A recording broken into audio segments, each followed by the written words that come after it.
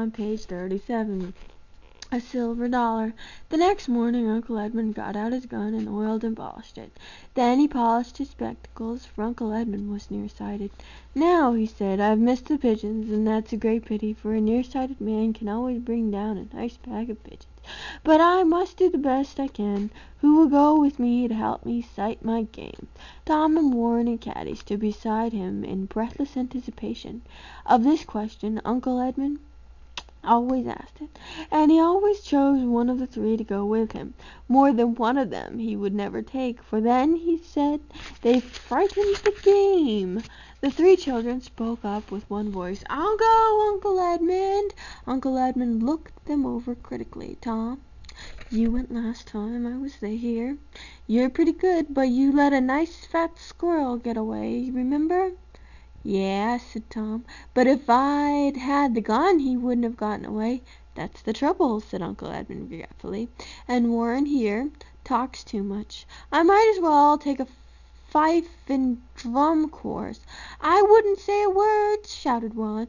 "I wouldn't talk a bit. Just listen how quiet I could be." "No," said Uncle Edmund. "I always have to fall back on Caddie in the end. I might as well start with her. She's as good as a pointer for showing me the game, and she never tells me how to shoot it, nor reproaches me when I miss my aim. Come along, Caddie." Caddie opened her mouth to speak. She was going to say, "It's too bad you little children have to stay at home, but of course we can't take all of you," but she closed it again without saying anything. After all, she did hate to see Tom and Warren disappointed, and also she didn't want to find a frog in her bed or a pail of water arranged over her door in such a way as to give her a drenching when she came back. As she trotted along beside Uncle Edmund, she was absolutely happy. It was perfect Indian summer weather. The birch trees were all a-tremble with thinning gold.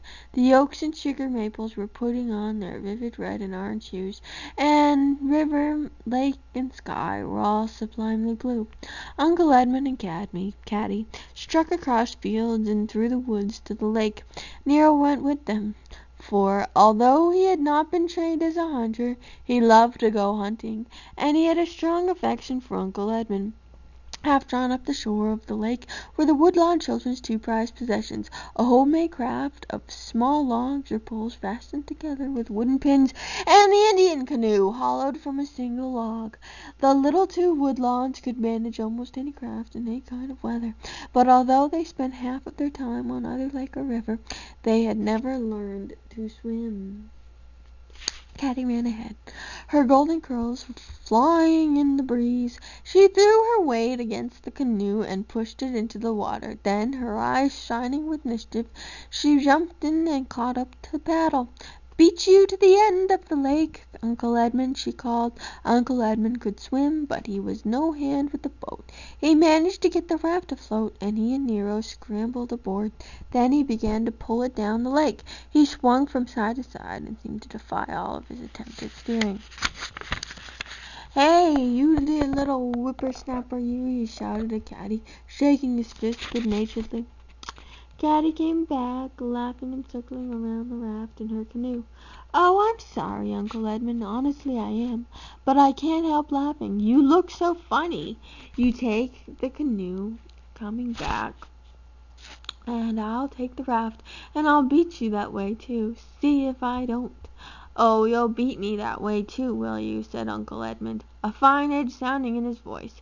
"How much will you bet?" "Oh, I haven't any money, and Mother doesn't like us to bet, but I'll beat you just the same." "All right," said Uncle Edmund. "You won't bet, but I'll tell you what I'll do. If you can beat me coming back, I'll give you a silver dollar. That's what I'll do. Mind, you take the raft, and I take the canoe." "Bully for you!" cried Caddie, echoing Tom's favorite expression. She was confident of winning a silver dollar. The Woodlawn children had never had much money to spend, and in those days of wartime greenbacks, a silver dollar was worth nearly 3 times the value of a paper dollar. Caddie was so delighted by Uncle Edmund's generosity that she offered to tow the raft ashore, but Uncle Edmund declined the offer and finally got himself awkwardly to the end of the lake. They beached their craft and started through the woods, but Uncle Edmund had forgotten something. "Wait here for a moment, Caddie. I left my game bag on the raft." "I'll get it, Uncle Edmund." "No, wait here. I'll go myself." Uncle Edmund was gone quite a long time, but at last he returned with the bag. Now they went slowly and quietly, Uncle Edmund peering through his glasses at the nearby trees, Caddie bright eyes searching the more distant places. Nero walked beside them, deeply excited. His business was sheep and cows, not game, but as Edmund often said, a little training would have made him an admirable hunter. Suddenly Caddie stopped. Her body stiffened. She put a tense hand on Uncle Edmund's arm. "There," she whispered, pointing to the branch of a tree some yards ahead. A squirrel sat in there, motionless, trying to look like a part of the tree. Uncle Edmund followed the direction of her finger with his near-sighted eyes.